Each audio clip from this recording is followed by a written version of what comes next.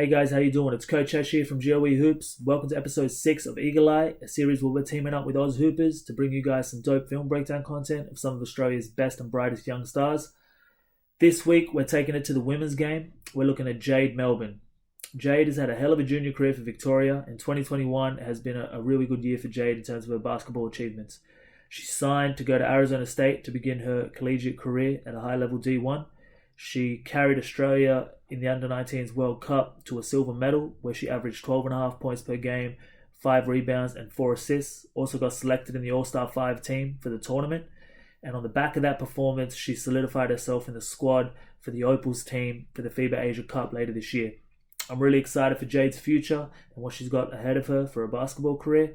And I'm going to break down today why I think she's been so successful and why I think we should be proud to have her represent us at every major basketball event, and why Arizona State got themselves a very, very high talented player who I think has some Wnba potential.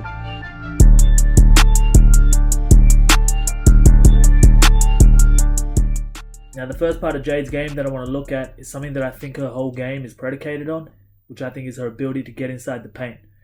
Jade with the ball in her hand is a nightmare to cover one-on-one because of her willingness to want to penetrate and continue to apply pressure on defenses at all times. She has great change of speed, she has great strength and stability on the ball, and she's able to play through contact comfortably when she penetrates. Once she does get inside the paint, her finishing package is what is also very impressive. She's able to finish with her right and her left hand. She's able to finish from a variety of different angles with a variety of different footwork. When you put that all together in somebody, I think it provides a great foundation for someone to be a very effective basketball player and to continuously apply pressure on defenses.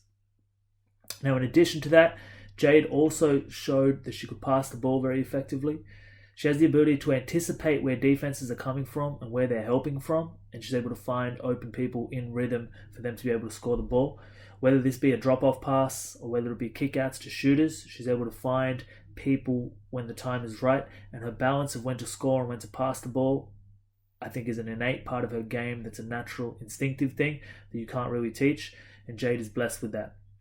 Now, the other part of Jade's game that I want to look at is her three-point shooting ability. Now, Jade definitely showed in patches that she could light up. There were some games that she went for 3 or 4 threes, but there were definitely other games where she didn't shoot the ball with as much confidence and with as much efficiency. For the tournament, she shot just under 30%, which I think is something that she'd want to improve upon. And she was quite open about that on the podcast when we talked to her about her own game and where her room for improvement is.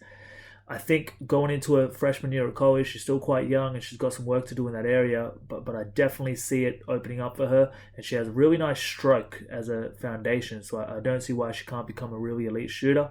And once she does do that, she's going to see the rest of her game open up nicely, and her ability to get inside the paint is going to be even easier than it already is, which is going to become pretty scary. So if you put all that in summary, we can see that Jade's strengths heavily revolve around her ability to get inside the paint. Her finishing package is also very elite, and then her vision is something that surprised me and something that I thought was really, really good, and something that I think she can rely on to become a very good facilitating point guard. Her three-point shot is something that I think is a little bit streaky at the moment, but with time and I think with reps, she's going to get that very consistent, and we're going to see why she's one of Australia's best young talents and why I think she's going to represent Australia for a very long time. So hopefully you guys enjoyed that episode with Jade Melbourne being the player of emphasis. If there's any other players you guys want to see, as always, drop your comments below. Please let us know, because I'm always keen to hear your guys' suggestions. Any comments, questions you guys have as well, please leave them below. I love reading that stuff, and hopefully you guys enjoyed the episode. As always, I'll see you next week. Appreciate it.